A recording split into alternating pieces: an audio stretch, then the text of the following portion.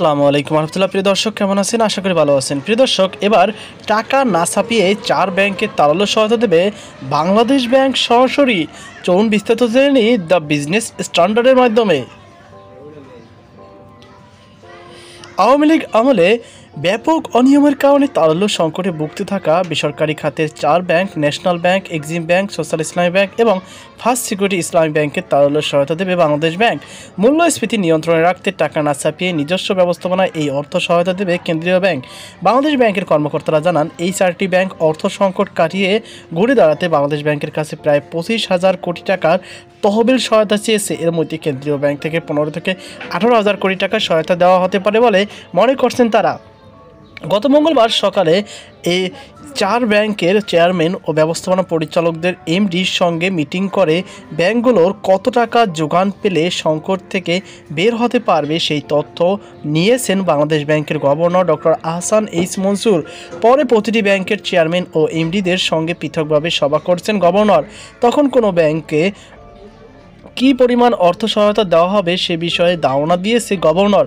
National ব্যাংকের chairman Abdul Awal Mintu এবং first security ইসলামী ব্যাংকের চেয়ারম্যান মোহাম্মদ আব্দুল মান্নান ব্যাংকগুলোর তারল্যের সহায়তা নিয়ে গভর্নরের সঙ্গে বৈঠক দেওয়ার বিষয়ে টিবিএসকে নিশ্চিত করেছেন। বৈঠকে উপস্থিত একজন কর্মকর্তা টিবিএসকে বলেন, সবাই গভর্নর ব্যাংকগুলোকে সাফ জানিয়ে দিয়েছেন যে উচ্চ মূল্যস্ফীতি এই সময়ে টাকা ছাপিয়ে তাদের সহায়তা করা হবে না। তবে Bangladesh bank deposit, insurance premium এবং বিল ও বন্ড বাজারে বিক্রির নিজস্ব আয় থেকে ব্যাংকগুলোর এই সহায়তা দেবে।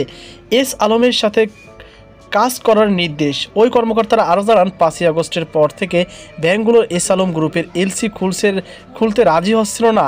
এমন পরিস্থিতিতে রমজানের আগে নিত্য প্রয়োজনীয় পণ্যের আমদানি নিশ্চিত করতে এস আলমের গ্রুপের মালিকানাধীন ভোজ্য তেল, চিনি ও আটা ময়দার কোম্পানিগুলো এলসি খুলতে ব্যাংকগুলো নির্দেশ দিয়েছেন গভর্নর।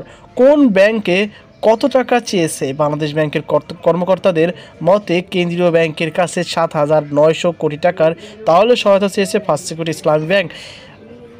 ব্যাংকটির চেয়ারম্যান মোহাম্মদ আব্দুল মান্নান বলেন, বর্তমানে অন্য ব্যাংক থেকে টাকা ধার করার প্রক্রিয়াটি বেশ স্রোতগতির।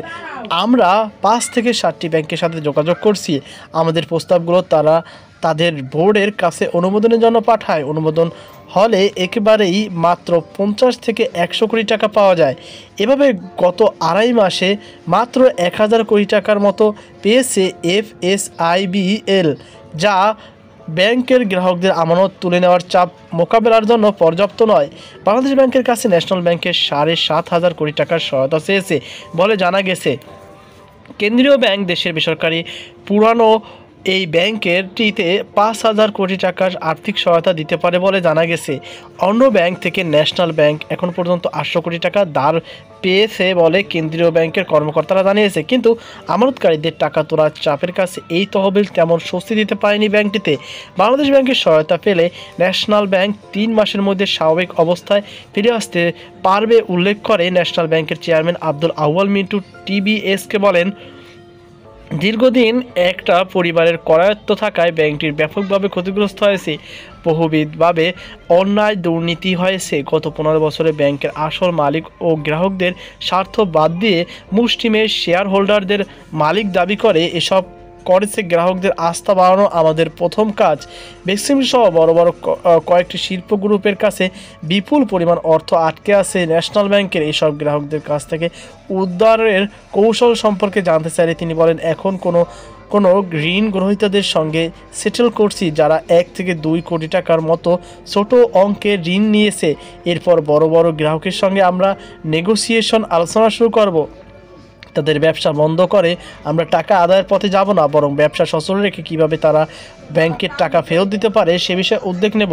যেসব ব্যাংকের চরম তাহলে সংকট, বাংলাদেশ ব্যাংকের কর্মকর্তারা জানান, national bank, Exim bank, social ইসলামী ব্যাংক, ফার্স্ট সিকিউরিটি ইসলামী ব্যাংক তারল্য সংকটের কারণে আমানতকারীদের টাকা দিতে পারছে না। অনেক গ্রাহক দিনের পর দিন ঘুরেও ব্যাংকগুলোর থেকে সামান্য পরিমাণ টাকাও পাচ্ছে না। তাদের মতে আরও 2টি সংকটে থাকা ব্যাংক এস আলম গ্রুপের মালিকানাধীন ইউনিয়ন ব্যাংক ও নাফিস শারাফতের মালিকানাধীন পদ্মা ব্যাংক। তবে এই 2 ব্যাংকের সহায়তা দেওয়ার জন্য ডাকেনি বাংলাদেশ ব্যাংক। দেশের বেসরকারি খাতের সবচেয়ে বড় ইসলামী ব্যাংক ও মারাত্মক তারল্য সংকটে পড়েছিল, তবে ব্যাংকটি এখন ধীরে ধীরে ঘুরে দাঁড়াচ্ছে বলে মনে করেছেন কেন্দ্রীয় ব্যাংকের কর্মকর্তারা। 5ই আগস্ট সরকারের পতনের পর তারল্য সংকট থাকা ব্যাংকগুলোতে অন্য ব্যাংক থেকে ঋণ করে চলার সুযোগ করে দেয় বাংলাদেশ ব্যাংক। এতে ব্যাংকগুলোর ঋণের গ্যারান্টির হয় কেন্দ্রীয় ব্যাংক। তবে সংকটে থাকা ব্যাংকগুলোর যে পরিমাণ তারল্য প্রয়োজন, এই পদ্ধতিতে যে পরিমাণ অর্থ পাচ্ছেন না, তারা আমানতকারীদের পাওনা অর্থ ফেরত সরকারের উদ্যোগ। এমন পরিস্থিতিতে অর্থ সংকট থাকা ব্যাংকগুলোর যাতে আমানতকারীদের পাওনা অর্থ ফেরত দেওয়ার পাশাপাশি নতুন ঋণ বিতরণ করে গ্রাহকদের আস্থা অর্জন করতে পারে, সেজন্য বাংলাদেশ ব্যাংক থেকে প্রত্যক্ষ সহায়তা দেওয়ার উদ্যোগ নিয়েছে সরকার। আর্থিক প্রতিষ্ঠান বিভাগের সচিব নাজমা মোবারক গত মঙ্গলবার অর্থ মন্ত্রণালয়ে এক সংবাদ সম্মেলনে যেসব ব্যাংক অর্থ সংকটের কারণে আমানতকারীদের টাকা ফেরত দিতে পারছে না, তাদের সহায়তার জন্য খুব শীঘ্রই আপনারা নতুন উদ্যোগ দেখতে পারবেন। তো প্রিয় দর্শক, আশা করি আপনারা বুঝতে পেরেছেন। তো এই ছিল আমাদের সর্বশেষ আপডেট। এই নিয়ে আপনার কি মতামত অবশ্যই কমেন্ট জানাবেন। সকল আজকে পর্যন্ত আল্লাহ হাফেজ।